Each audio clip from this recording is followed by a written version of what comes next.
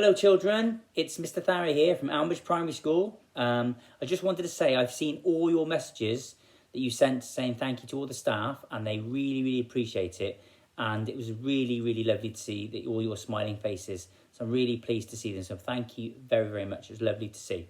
I thought I'd do a story today as part of my assembly, and it's one of my favourite stories because it's quite funny and it's a bit of a play on words, which means it makes a bit of a joke about the original story, and the original story is called Hansel and Gretel, and this one's called Hansel and Gretel, and it's written by somebody called Michael Rosen, who's a comical writer.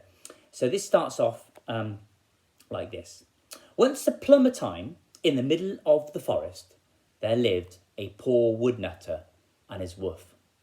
They lived in a little wooden sausage with their two children, Hansel and Gretel.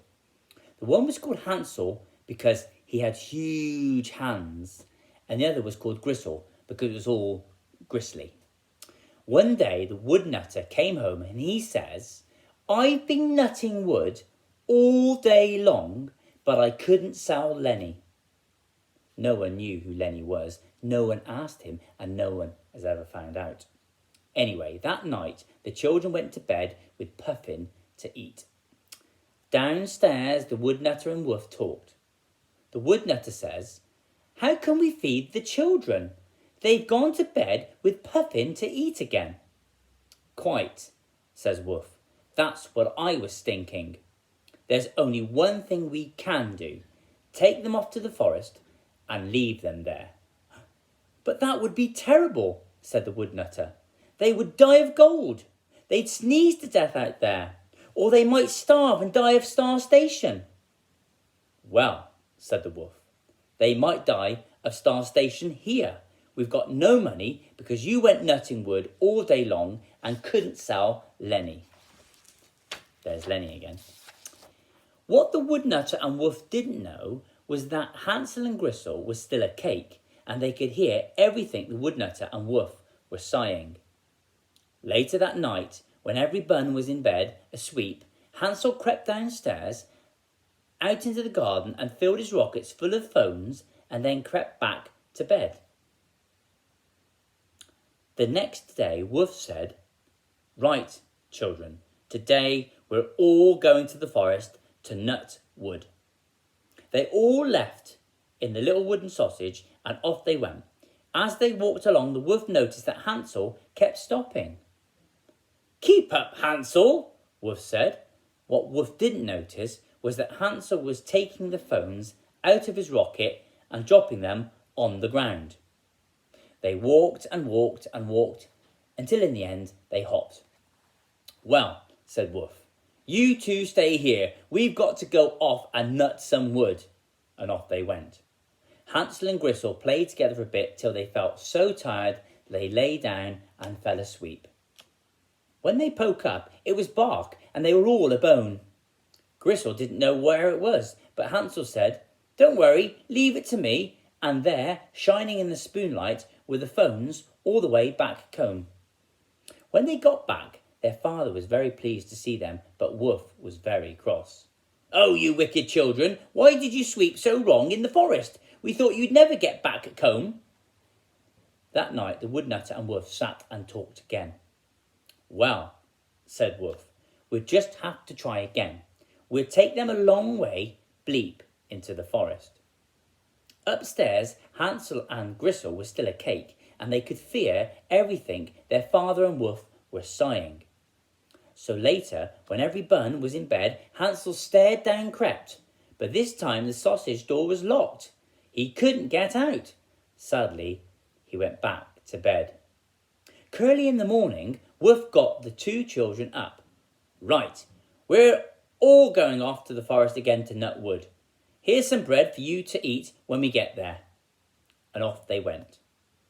As they walked along, Hansel broke off little boots of bread and dropped them on the ground behind them. "Hansel," said his father, "why do you keep shopping?" "I'm not shopping," said Hansel. "We haven't got any money. You couldn't sell Lenny, remember?" "Who's Lenny?" said the woodnutter. "Keep up, Hansel," said Wolf. They went bleeper and bleeper into the forest to a place they had never seen before or five. "We're just going off to nut some wood. We'll come and get it you before it gets dark," said Woof, and off they went.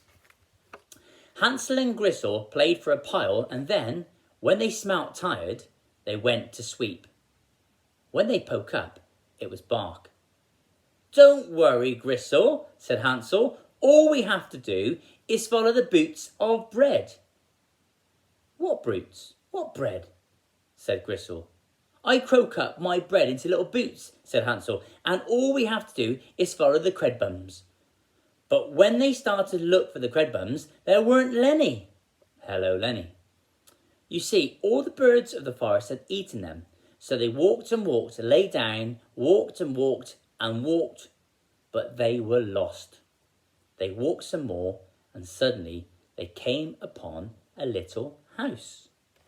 There's the little house. Very strange little house. The wheels of the house were made of gingerbread, the windows were made of sugar, and the tires on the roof were made of chocolate. Hansel and Gretel were so hungry that they ran up to the house and started to break off bits of chocolate tires and sugar windows. Then all of a sudden, a little old ladle came out of the house. "Oh, what dear little children, come in, you look so hungry, I'll give you something to beat."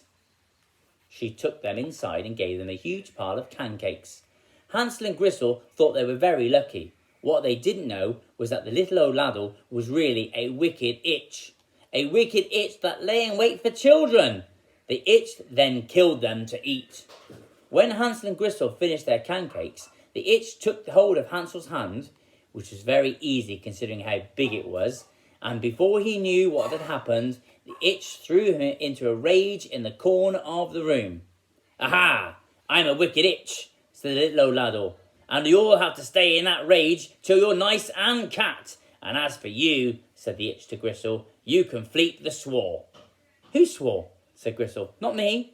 "Shut up," said the itch, "or I'll eat your eyes."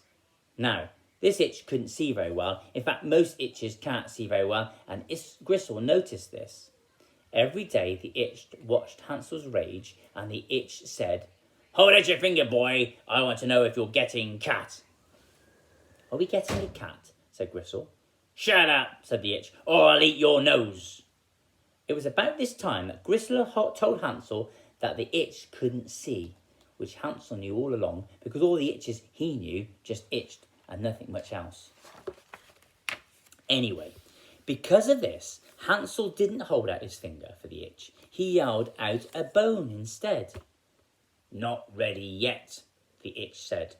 Well, 4 weeks passed by and the itch said, "I can't wait this pong. You're cat enough for me." "He's nothing like a cat," said Gretel. "Shut up," said the itch, "or I'll eat your lips."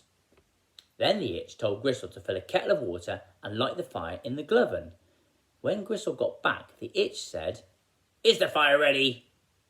"I don't know," said Gretel. "Stupid little thing," said the itch. "I have to do every ping around here." Then the wicked itch went right up to the oven door, but Gretel was just behind, and Gretel gave the itch one pig push. The itch went flying into the oven. Gretel slammed the door, and that was the end of the wicked itch. Then Gretel ran over to Hansel and got him out of his rage. "Hansel, we're free," said Gretel. "Free?" said Hansel. "There's only 2 of us now you've got rid of the itch." But they were so happy, they hugged and missed and danced and sang all round the room. Then they filled their rockets full of bits of chocolate tires, gingerbread whales and sugar windows and ran back through the forest to the woodnutter's little sausage. When he saw Hansel and Gretel, he was overjoyed. Wolf was dead by now, so Hansel and Gretel and the old woodnutter lived happily ever happy. And they never did sell Lenny. Well, I hope you enjoyed that, children. It's a rather funny story, isn't it? And I quite like the way that Michael Rosen changes the words a little bit to make it a little bit funny. And I do like funny and humorous stories. So I will see you again. I wish you well. Have a really good weekend and take care. Stay safe.